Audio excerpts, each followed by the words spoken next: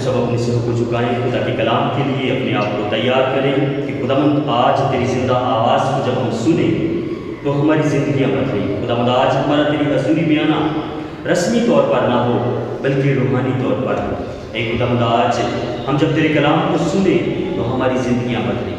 اے خداوند اگر ہماری روح مردہ ہے تو آج کے کلام کے وسیلے سے ہماری مردہ روح جی اٹھے، ہم تجھے جانیں، کیونکہ زندہ لوگ تجھے جان کر اپنی زندگی تجھے دے سکتے ہیں، مردے ایسا نہیں کر سکتے۔ ہم دعا مانگیں۔ مہربان زندہ آسمانی باپ، تیرا شکر ادا کرتے ہیں اس خوبصورت وقت کے لیے، موجود زندگیوں کے لیے خداوند کہ ہم سب جب تیری حضوری میں موجود ہیں کہ تیری الہی آواز کو سنیں۔ اے خداوند آج تیرا کلام جو ہم سنیں وہ ہماری زندگیوں میں گہری جڑ پکڑے، کیونکہ تیرا کلام ہمارے قدموں کے لیے چراغ اور ہماری راہ کے لیے روشنی ہے۔ ہمیں توفیق دے کہ ہم اس روشنی میں ہمیشہ چلتے رہیں اور بڑھتے جائیں۔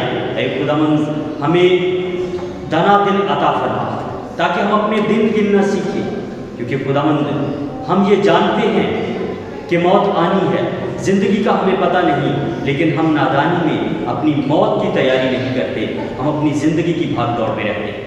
ہمیں توفیق دے کہ خداوند ہم اس زندگی سے جب چھٹکارا پائیں تو ابدی زندگی میں تیرے ساتھ رہیں، کیونکہ تیرا کلام ایسا فرماتا ہے، تو نے فرمایا ہے کہ میں جاتا ہوں تمہارے لیے جگہ تیار کرتا ہوں۔ ہمیں توفیق دے کہ ہم اس جگہ میں تیرے ساتھ شامل ہو سکیں، ہم تیری زندہ آواز کو سنیں، اپنے دلوں میں اپنی زندگیوں میں رکھیں اور سوگنا بلند بنائیں۔ یسوع مسیح کے نام میں مانگتے ہیں، آمین۔ آج ہم کلام اقدس میں سے سیکھیں گے کیونکہ ایک بات ہم نے سنی ہے کہ خداوند نے ہماری شکل اپنی ہتھیلیوں پر بنا رکھی ہے۔ آج ہم سیکھیں گے کہ کیا خدا ہمیں گود بھی لیتا ہے؟ اگر وہ ہمیں گود لیتا ہے تو کیسے؟ کیا ہم لوگ خدا کو جانتے ہیں یہ کافی ہے کہ وہ ہمیں گود میں لے لے گا؟ کلام اقدس سے ہم اپنی ہدایت رہنمائی کے لیے تلاوت کریں گے مقدس بزرگ یسایہ نبی کا صحیفہ اس کا 46واں باب، اس کی 3 اور 4 آیت مقدسہ کو ہم اپنی ہدایت رہنمائی کے لیے تلاوت کریں گے۔ کلام اقدس میں ارشاد ہے، اے یعقوب کے گھرانے اور اے اسرائیل کے گھر کے سب باقی ماندہ لوگوں جن کو بطن ہی سے میں نے اٹھایا اور جن کو رحم ہی سے میں نے گود میں لیا، میری سنو۔ میں تمہارے بڑھاپے تک وہی ہوں اور سر سفید ہونے تک تم کو اٹھائے پھروں گا۔ میں ہی نے خلق کیا اور میں ہی اٹھاتا رہوں گا، میں ہی لے چلوں گا اور میں ہی رہائی دوں گا۔ کلام الہی کا پڑھا اور سنا جانا ہم سب کے لیے برکت کا باعث ہو، آمین۔ میرے عزیز بھائی اور بہنوں، خدا رب الفاظ اپنے برگزیدہ بزرگ یسایہ نبی کے ذریعے سے ہم سے یہ بات کرتا ہے۔ کلام میں لکھا ہے، اے یعقوب کے گھرانے۔ یعقوب کا گھرانہ کون ہے؟ سب سے پہلی بات تو ہمیں یہ سیکھنا ہے، یہ سمجھنا ہے کہ یعقوب کا گھرانہ کون ہے۔ اور آگے لکھا ہے، اور اے اسرائیل کے گھر کے سب باقی ماندہ لوگوں۔ ایک گھرانے کی بات ہو رہی ہے، ایک باقی ماندہ لوگوں کی بات ہو رہی ہے۔ گھرانے کے کون لوگ ہیں؟ جو کہ ابراہم کی نسل سے، جو کہ اسحاق یعقوب کے بیٹوں میں سے ہیں، وہ اس کے گھرانے میں سے ہیں۔ اور باقی ماندہ لوگ جو ایمان لائے ہیں، جو دوسری اقوام میں سے تھے، وہ ایمان لائے ہیں۔ لکھا ہے، جن کو بطن ہی سے میں نے اٹھایا اور جن کو رحم ہی سے میں نے گود میں لیا۔ اب ہم جب پیدا ہوتے ہیں تو یہ ایویں پیدا نہیں ہو جاتا، یہ خدا کی پلاننگ ہوتی ہے ہماری زندگی میں۔ وہ کہتے ہیں، بطن ہی سے میں نے تجھے اٹھایا اور جن کو رحم ہی سے میں نے گود میں لیا۔ بزرگ پالوس رسول، اس کی زندگی دیکھے تو وہ لگتا ہی نہیں تھا کہ کبھی خداوند یسوع مسیح کو قبول کرے، کیونکہ وہ ان لوگوں کا دشمن تھا۔ خداوند جب ہم اس دنیا میں آتے ہیں اس سے پہلے ہمیں چن چکا ہوتا ہے، لیکن وہ ہم پہ ڈیپینڈ کرتا ہے کہ ہم اس کے ساتھ کیسے ہیں۔ اب میں آپ کو اپنی بات بتاتا ہوں کہ جب میں پیدا ہی ہوا تھا تو میری ماں نے ایک بات کہی تھی کہ یہ بچہ خداوند کی خدمت کرے گا، لیکن جیسے میں جوان ہوا تو میری زندگی الگ سائڈ پہ چلی گئی، اور اگر میری ماں نہ ہوتی کیونکہ آپ کے لیے کسی کا دعا کرنا ضروری ہوتا ہے۔ جب یسوع مسیح نے اس دنیا میں آنا تھا تو ایک 80 سال کی بیوہ صرف 7 سال اپنے ہسبینڈ کے ساتھ، اپنے شوہر کے ساتھ رہی تھی، اور وہ ہیکل میں رہ کر دعا کر رہی تھی کہ خداوند بنی اسرائیل کے لیے نجات بھیج۔ اور تب خداوند یسوع مسیح اس دنیا میں آیا۔ یہ خدا کا پلان تھا، لیکن اس کے لیے دعا کی گئی۔ بزرگ شمعون، اس نے جب خداوند یسوع مسیح کو دیکھا، اس کو ایک امید تھی کہ میں خداوند کی نجات کو دیکھوں گا تو میں اس دنیا سے رخصت ہوں گا۔ اس نے یسوع مسیح کو جب اپنے ہاتھوں پہ اٹھایا تو اس نے کہا کہ میں نے تیری نجات کو دیکھ لیا۔ اب یہ دو لوگوں کا کنیکشن تھا، بے شک وہ جانتے نہ بھی ہوں، لیکن وہ بھی ہیکل میں تھا۔ بزرگ شمعون وہ بھی ہیکل میں تھا، اور وہ 80 سال کی بیوہ جو ہے وہ بھی ہیکل میں تھی۔ یہ دعا کا نتیجہ تھا۔ اسی طرح جب میری زندگی ایک بالکل اپوزٹ سائڈ میں چلی گئی تو میری ماں میرے لیے رو رو کے دعا کرتی تھی۔ کئی بار میں خود اپنی آنکھوں سے اس کی آنکھوں میں آنسو دیکھتا تھا۔ یہ میں آپ کو بتا اس لیے رہا ہوں کہ ہم کبھی سمجھتے نہیں جی میں تو بہت گناہ گار ہوں، میں تو خدا کے گھر بھی نہیں جا سکتا۔ تو یہ ہماری غلط سوچ ہے۔ شیطان ہمیں ایسا ہمارے ذہن میں ڈالتا ہے کہ تو ایسا مت کر، تو وہاں نہ جا، کوئی ضرورت نہیں ہے۔ لیکن آج میرے عزیز بھائی اور بہنوں، خداوند نے مجھے یہاں کھڑا کیا ہے۔ کیوں؟ کیونکہ اس نے مجھے ایک پلان دیا ہے کہ جیسے تو برباد ہو رہا تھا، جیسے تو نے ایک بربادی کو دیکھا ہے، ایک تباہی کو دیکھا ہے کہ اس زندگی میں رہ کے لوگ اپنی ابدی زندگی کو برباد کرتے ہیں، اب تو آگے بڑھ اور اپنے بھائی بہنوں کو بتا۔ جو لوگ نشوں میں ہیں، اکثر لوگ کہتے ہیں کہ نشہ کر کے گرجے میں جانا چاہیے۔ اگر کسی کو علت ہے، کسی کو ایسی بیماری ہے، تو کیوں نہیں ہم گرجے آ سکتے؟ یسوع مسیح نے واحد ایسی شخصیت ہے جس نے کہا ہے تھکے ماندے بوجھ سے دبے سب لوگوں میرے پاس آؤ۔ اس نے ایسا نہیں کہا کہ جو نشہ کرتے ہیں وہ نہ ہو، جو بیمار ہے وہ نہ ہو، جو کوڑ سے لدے ہوئے ہیں وہ نہ ہو، جن کا لہو بہنے کی بیماری ہے وہ نہ ہو۔ یسوع مسیح نے سب کو کہا کہ سب میرے پاس آؤ۔ خداوند کلام اقدس کو جب ہم پڑھتے ہیں تو مقدس پولس رسول کہتا ہے کہ خدا کی یہ صفت ہے کہ وہ ٹوٹے ہوئے کو چنتا ہے، وہ گرے ہوئے کو اٹھاتا ہے، کہ کوئی گھمنڈ نہ کرے کہ میں تو پہلے بڑا پڑھا لکھا سا تاہم خدا نے چنا۔ وہ خدا ایسے لوگوں کو اٹھا کھڑا کرتا ہے کہ وہ گھمنڈ نہ کر سکتے۔ آج اگر آپ کی اور میری سوچ ایسی تھی کہ میں بہت گناہ گار ہوں، میری زندگی میں کوئی پلان ہی نہیں ہے خدا کا، اگر آپ مسیح گھرانے میں پیدا ہوئے ہیں تو آپ کی زندگی میں سب سے پہلا پلان ایک خدا کا یہ ہے کہ انجیل کی منانی کریں۔ یہ آپ کی سب سے پہلی کالنگ ہے۔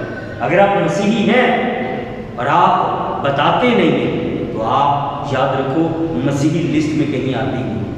بے شک میرا نام جان مسیح ہو، میرا نام پیٹر مسیح ہو، اگر میں یسوع مسیح کے نام کو بتاتا نہیں ہوں، بتانا یہ نہیں ہوتا کہ میں ان کے گروہ کے پرچار کر رہا ہوتا۔ مجھ سے بھی پوچھے تو میں کہوں کہ بھائی میں کرسچن ہوں۔ میں یہ نہیں کرتا جو آپ کرتے ہیں، کیونکہ خدا کے کلام میں لکھا ہے دنیا کے ہم شکل نہ بنو، تو میں نے دنیا کا ہم شکل نہیں بنا۔ آج خداوند آپ سے اور مجھ سے کہہ رہا ہے اے یعقوب کے گھرانے، کیونکہ گھر کے خاص لوگ بھی بھٹک جاتے ہیں، اور اے اسرائیل کے گھر کے سب باقی ماندہ لوگوں جن کو وطن ہی سے میں نے اٹھایا اور جن کو رحم ہی سے میں نے گود لیا، میری سنو۔ خداوند کیوں ایسا کہتا ہے کہ میری سنو؟ اس کو ایسی کیا ضرورت ہے کہ وہ کہے میری سنو؟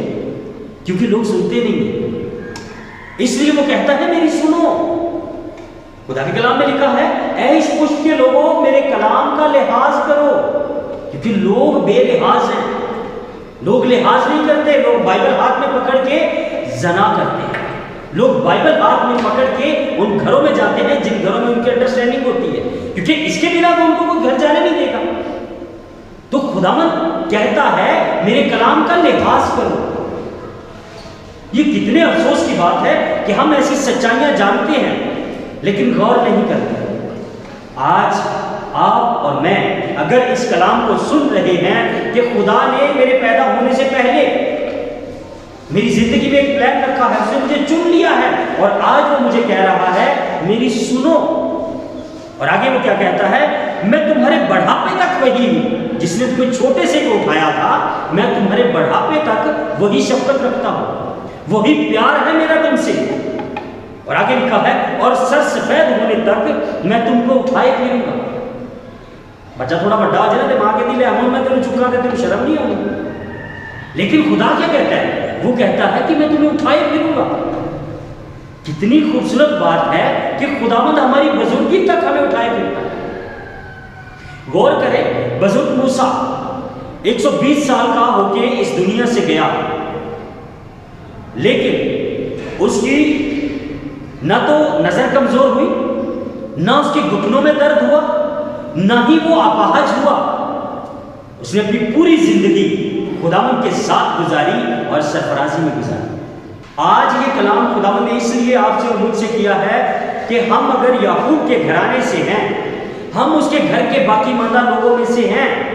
کیسے؟ اگر ہم مسیح کو جانتے ہیں تو ہم اس کے گھر کے باقی ماندہ لوگوں میں سے ہیں. وہ آپ سے اور مجھ سے کہہ رہا ہے میری سنو، میں تمہارے بڑھاپے تک وہی ہوں اور سر سفید ہونے تک تم کو اٹھائے پھروں گا. میں ہی نے خلق کیا اور میں ہی اٹھاتا رہوں گا.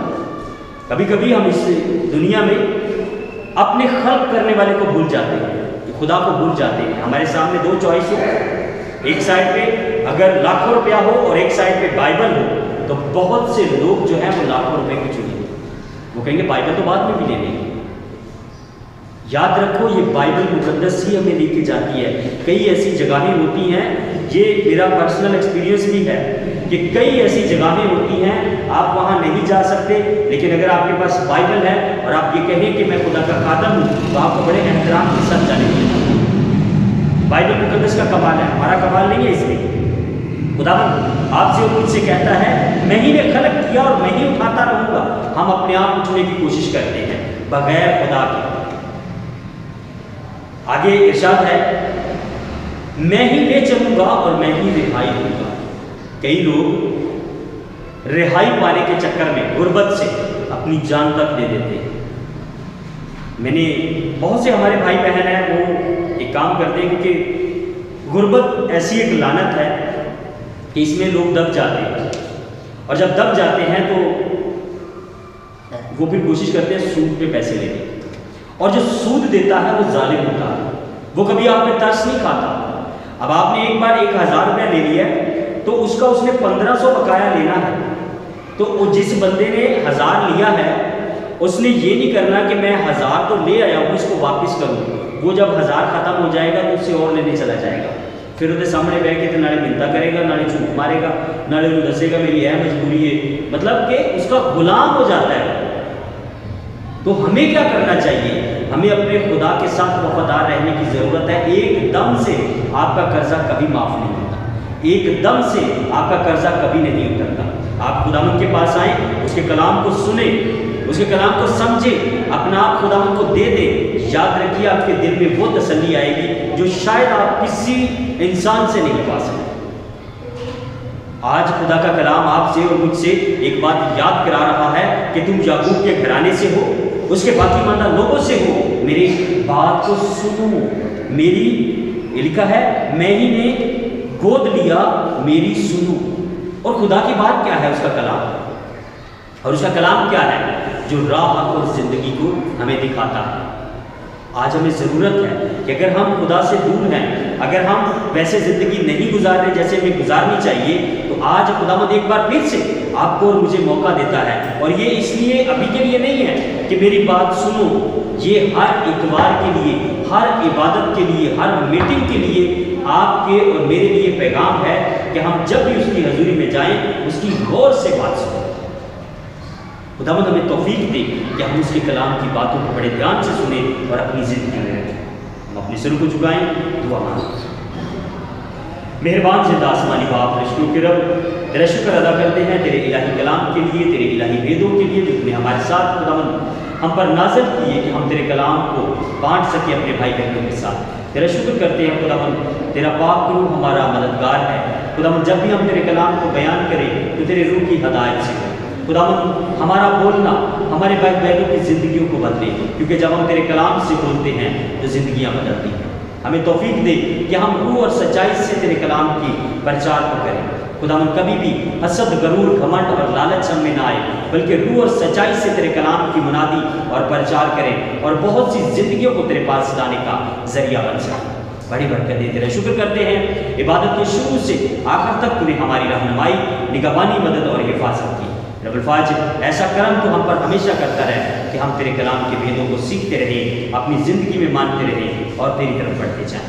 بڑی برکت دے، یسوع مسیح کے نام میں مانگتے ہیں، آمین۔ اب ہمارے خدا یسوع مسیح کا فضل، خدا باپ کی محبت، پاک روح کی رفاقت اور شراکت اب سے لے کر ہمیشہ تک ہم سب کے ساتھ، اس عادت جماعت کے ساتھ اور دنیا میں موجود تمام مسیح مقدسین کے ساتھ ہوتی رہے، آمین۔